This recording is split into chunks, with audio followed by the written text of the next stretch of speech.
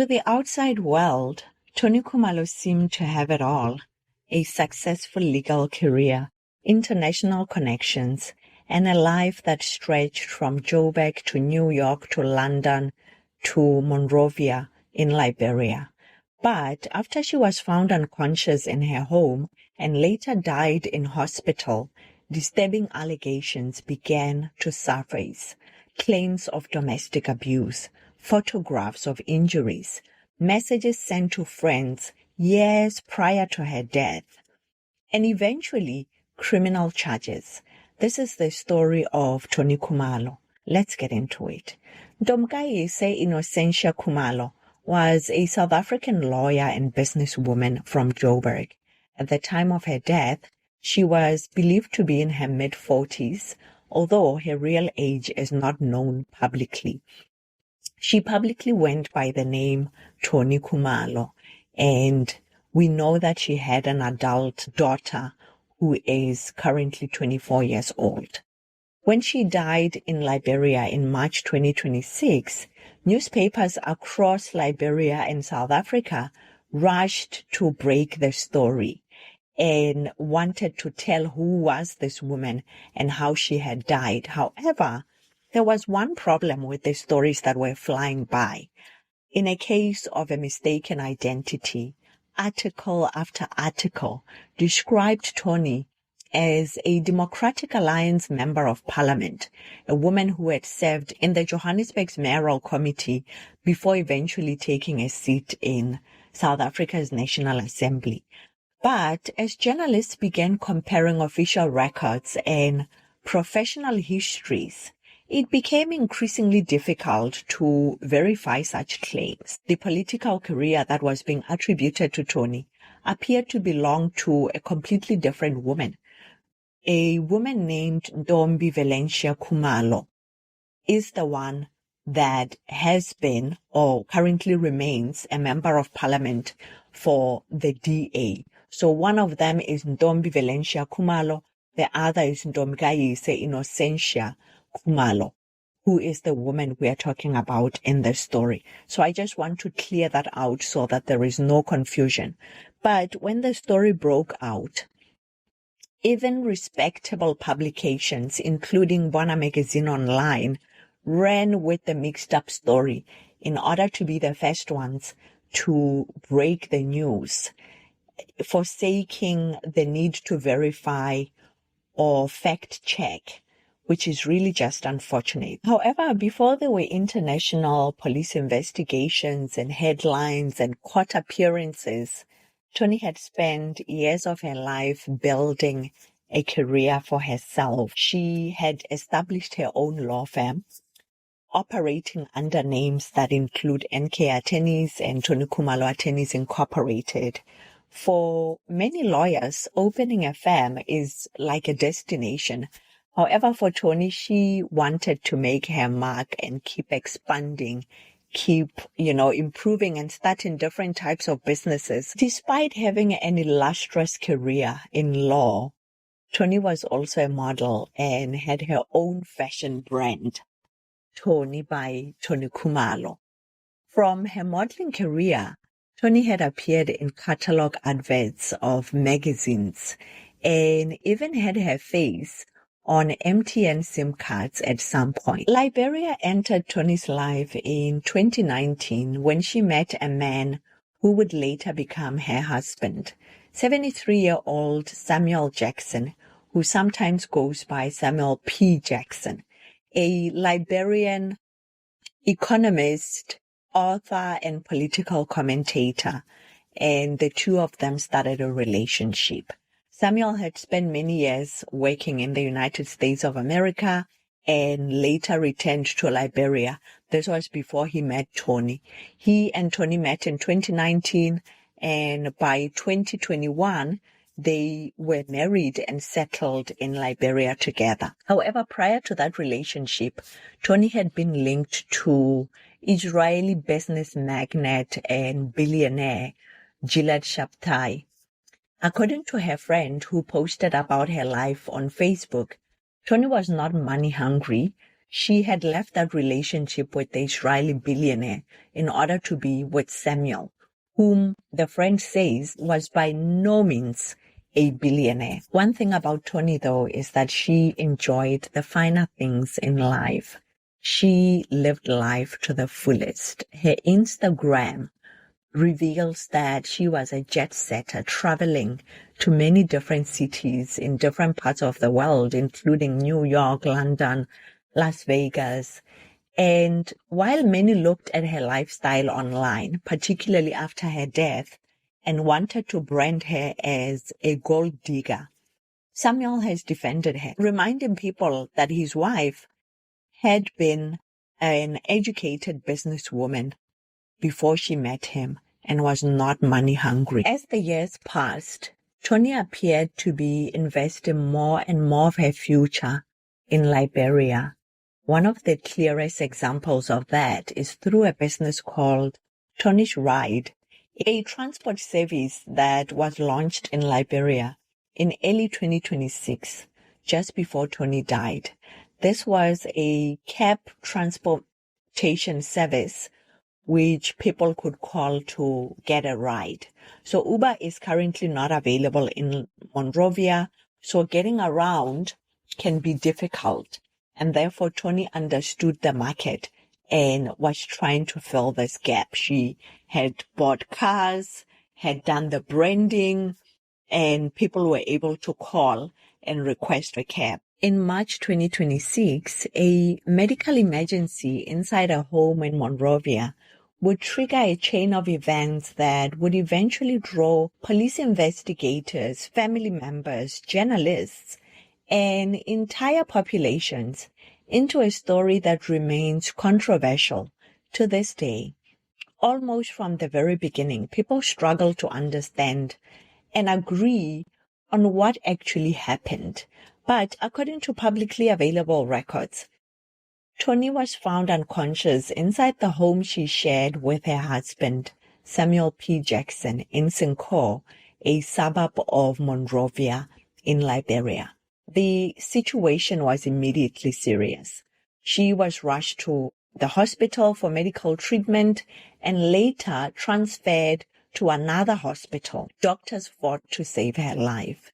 Emergency brain surgery was performed as they found that she had blunt force trauma to her head. Samuel simply said that she collapsed and he did not know what caused the head trauma. Perhaps she had been hit when she fell. Toni never regained consciousness. However, let's rewind to when Samuel first called an ambulance saying that his wife was unconscious. One would think that Samuel would have been next to his wife trying to help her, perhaps through CPR, or trying to comfort her and hold her in his arms. However, no, Samuel was instead holding his phone, sharing updates on Facebook minute by minute, that she was unconscious, that people should pray for her, that an ambulance was taking too long and he was getting frustrated, and that she was in hospital. The following day, when she died, you would think a grief-struck husband who must also communicate with his wife's family on another part of the continent would have put down his phone, but not Samuel. He was busy once again updating people on social media that his wife has now died and thanking his followers for praying. Samuel also publicly argued that the failures with Liberia's emergency healthcare system had contributed to his wife's death. According to his account, there were difficulties securing an ambulance and obtaining urgent treatment quickly enough. And essentially, they were to blame for what happened to his wife. However, that version of events would not remain uncontested for too long because as news of Toni's death spread, other voices began to emerge. People who claimed to have known both Toni and Samuel began to speak up. People who believed that there was more to the story than the public was being told. One of those people was a man called Rufus S. Berry II. At the time, most people outside Liberia had never heard of his name, but before long that would change because Berry would make all sorts of allegations against his friend. He says that he had been friends with Samuel for more than 30 years, and he knew that in previous relationships, Samuel had been abusive to previous girlfriends and previous wives. In fact, he had once told Samuel, warning him that you are going to kill someone's child one day if you don't stop. He further went on to say that he had spent a lot of time around Samuel and Tony, and there were times on more than 2 occasions that he had witnessed Tony with blue eyes looking like she had been severely beaten, and there would be times where she would not remove sunglasses, and he knew she had blue eyes. And he was not the only one asking questions. Long before police announced any findings, before charges were filed, people were talking, people were seeking answers. The Association for Female Lawyers in Liberia was one of those organizations that stood up, demanding a transparent and fair investigation into Tony's death. At the same time, a person who presented themselves as Tony's friend on social media posted various screenshots from as early as May 2023, which purport to show messages between that individual and Tony. In those messages, Tony tells the person that Samuel is abusive to her, he is beating her, that she wants to go downstairs to eat, but she has to wait until Samuel has left the house because she fears that he's going to push her. He had pushed her before. Tony sends pictures, many of them showing bruises and black eyes, and she tells the friend that I walk around with dark sunglasses to avoid revealing the blue eyes, something that corroborates what Rufus had said. Tony also shares things like bloody towels, suggesting that she had been beaten. Further, Tony tells the friend that she's waiting until such a time that is safe for her to run away, that she feels that if she tries to run now, it's going to put her life in danger.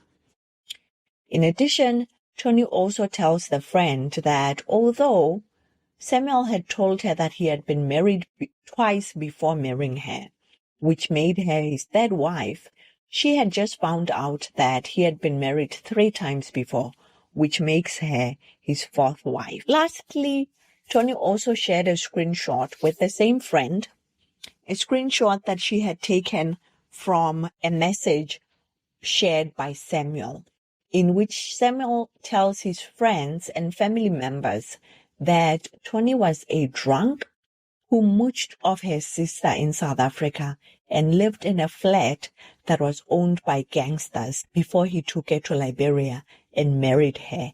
And now she was a drunk that needed to go to rehab, how terrible she was, how every time they traveled to the United States of America, she kept talking about this guy friend of hers that she adored.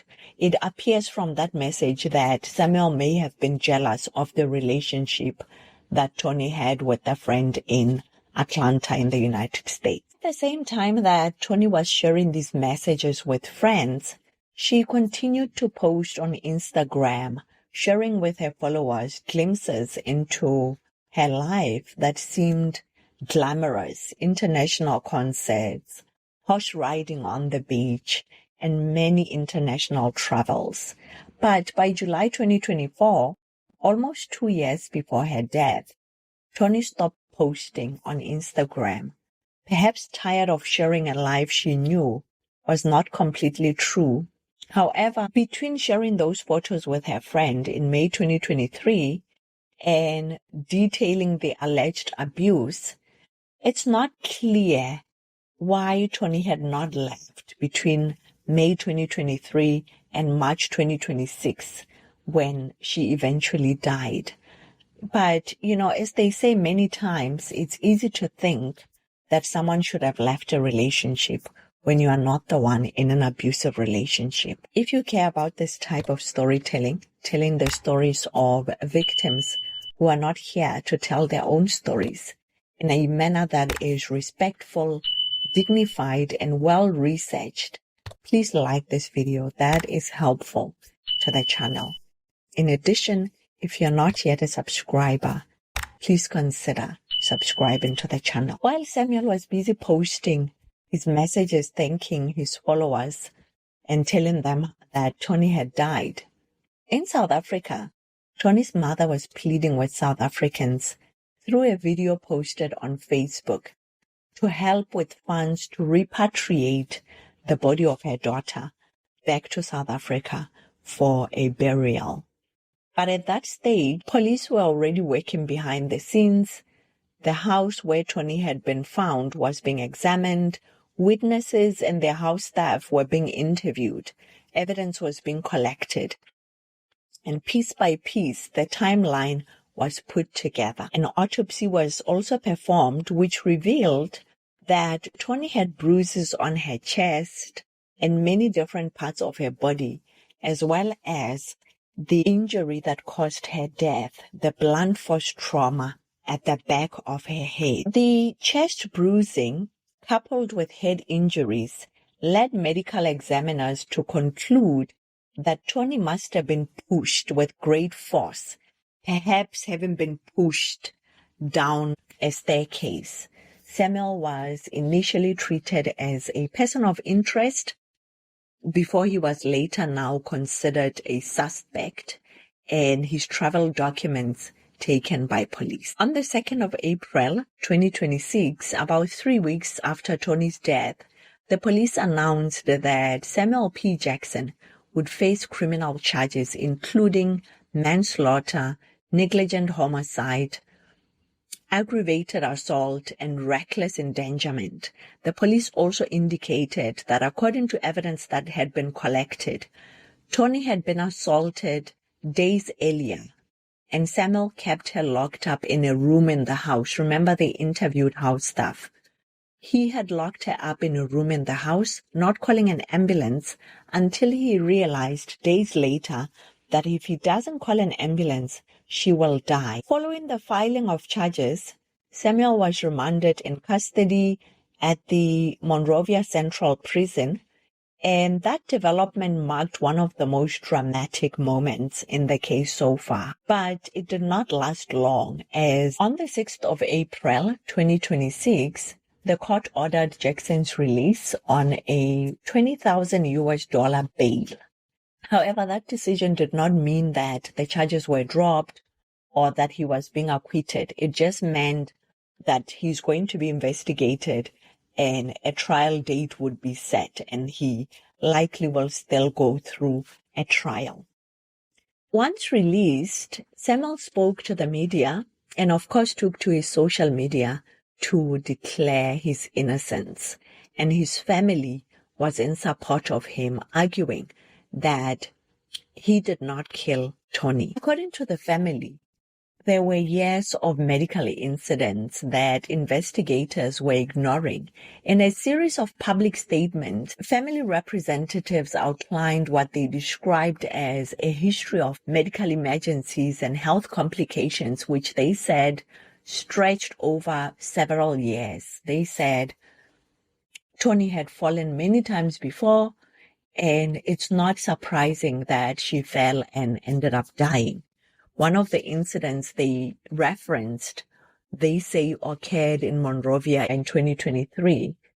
And according to the family, Tony had fallen and suffered multiple injuries and even required medical attention, which would mean that perhaps those records are there and could back up their claims. They have also tried to damage Tony's reputation, even in death, painting her as an alcoholic who had a lot of demons to deal with, which is similar to what in 2023 Tony had shared with a friend. Remember that screenshot that she shared with a friend, saying that Tony was trying to portray her to his family members and friends as an alcoholic, to discredit her, so that when she goes to them crying, they don't believe her. They believe that she's an alcoholic who needs to go to rehab.